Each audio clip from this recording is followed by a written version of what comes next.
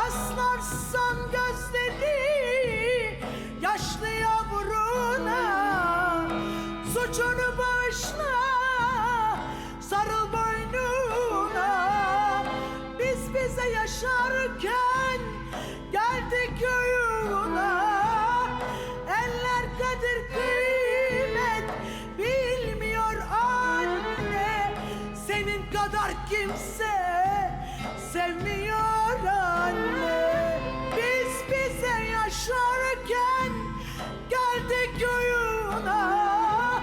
Eller kadir kıymet bilmiyor anne, ana kadar kimse sevmiyor anne.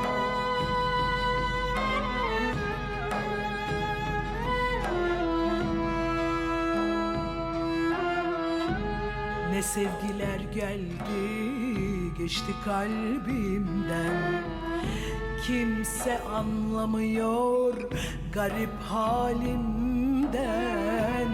Senin hasretini duydum derinden. Eller kadir kıymet bilmiyor anne, anne gibi kimse sevmiyor anne. Biz bize yaşarken geldik oyuna.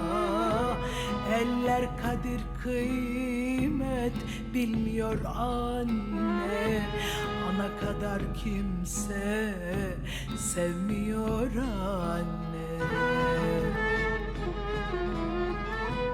Rastlarsan gözleri yaşlı yavruna, suçunu bağışla, sarıl boynuna. Biz bize yaşarken geldik oyuna. Eller kadir kıymet bilmiyor anne, senin kadar kimse sevmiyor anne. Yiğit. Biz bize yaşarken geldik oyuna.